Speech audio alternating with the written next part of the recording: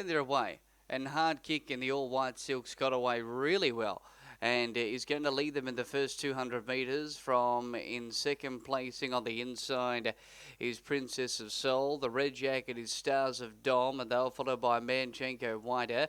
Along the inside, Secret Crossing, and Oceanella's 2 lengths away at the rear. But Hard Kick is dictating here and leads by about 2 to 3 lengths. Second, Secret Crossing in the centre from Princess of Soul.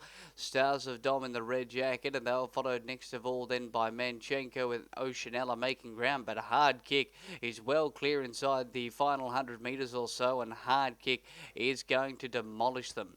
As soft as you like. Hard Kick has won it by about 5 or 6 lengths.